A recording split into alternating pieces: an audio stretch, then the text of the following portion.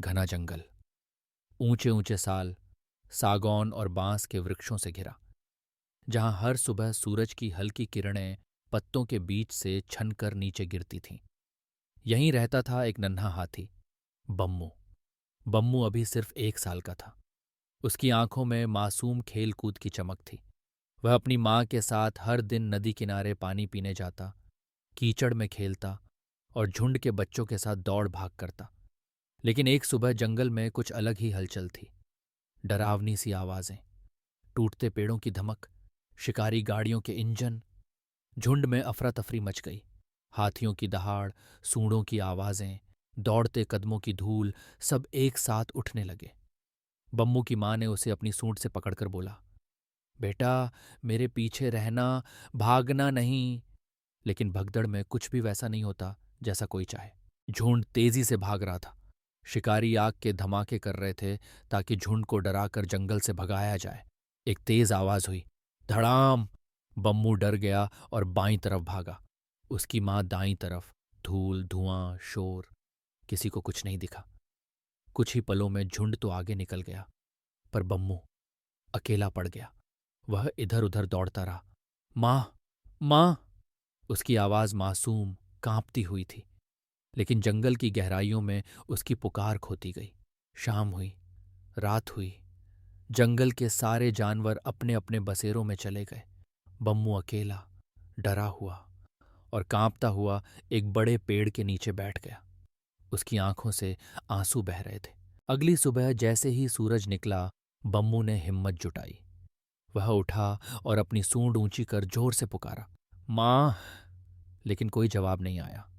उसने खुद से कहा, मुझे ढूंढना पड़ेगा, माँ कहीं होगी, जरूर होगी।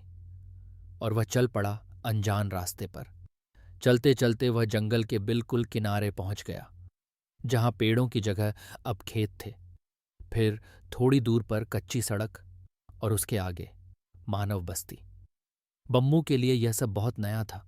तो उसने कभी कार, बाइक, घर, बिजली के खंभे नहीं देखे थे। बस्ती में लोग सुबह सुबह बाहर आ रहे थे। किसी के हाथ में दूध का बर्तन, किसी के हाथ में स्कूल का बैग, किसी के हाथ में चाय का कप। अचानक एक महिला चिल्लाई, अरे, हाथी का बच्चा! भागो, भागो! लोग भागने लगे। कुछ ने मोबाइल से वीडियो बनाना शुरू कर दिया। कुछ बच्चे दूर खड़े होकर देखने लगे। बम्मू डर गया। उसने सोचा, ये लोग क्यों चिल्ला रहे हैं? मैंने तो कुछ नहीं किया।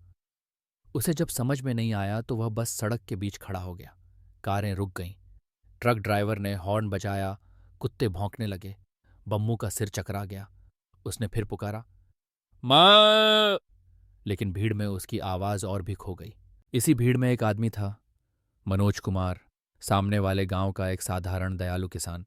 मनोज ने देखा कि बच्चा हाथी बुरी तरह डरा हुआ है।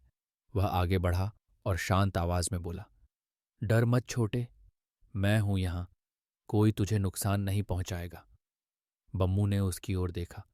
उसकी आंखों में डर, थकान और उम्मीद तीनों थे। मनोज ने भीड़ को हटाया। सब पीछे हटो, ये बच्चा है, इसे मत डराओ। सब लोग थोड़ा दूर चले गए। मनोज धीरे धीरे हाथ में केला लेकर बम्मू के पास आया। बम्मू पीछे हटने लगा, लेकिन मनोज बहुत शांत था। ले बेटा, खा ले, भूख लगी है ना? लंबे समय से भूखा बम्मू धीरे धीरे मनोज के पास आया और केला खा लिया। मनोज ने उसके सिर पर हाथ रखा। बम्मू को पहली बार लगा कि यह आदमी सुरक्षित है। मनोज ने पंचायत को खबर दी, वन विभाग को सूचना भेजी, लेकिन अधिकारी अगले दिन आने वाले थे। पूरी रात बम्मू सड़क किनारे बैठा रहा। मनोज उसके पास ही रहा। कभी उसे पानी देता, कभी केले, कभी गुड़ का हल्का सा टुकड़ा। बम्मू ने पहली बार किसी मनुष्य के पास मां जैसा स्नेह महसूस किया। उसने अपनी सूंड उठाकर मनोज के कंधे को छुआ। यह उसके प्यार जताने का तरीका था। मनोज हंसकर बोला, अरे, दोस्त बन गए हम। बच्चे हंस रहे थे। महिलाएं हैरान थीं, लेकिन मनोज को फर्क नहीं पड़ रहा था। उसके लिए बम्मू अब कोई जानवर नहीं था, वह एक बच्चा था जो अपनी मां को ढूंढ रहा था। रात के समय बस्ती शांत हो गई। मनोज ने बम्मू के लिए पेड़ के नीचे सूखी घास बिछाई। बम्मू उस पर लेट गया, लेकिन सो नहीं पा रहा था। उसने धीरे धीरे मनोज की ओर देखा और उसकी आंखों से आंसू गिरने लगे। मनोज के दिल में भी दर्द हुआ। उसने बम्मू को सहलाते हुए कहा, माँ मिलेगी, मैं वादा करता हूं, जो भी होगा मैं साथ हूं। बम्मू मनोज के करीब आ गया और पहली बार उसने इंसान पर भरोसा किया।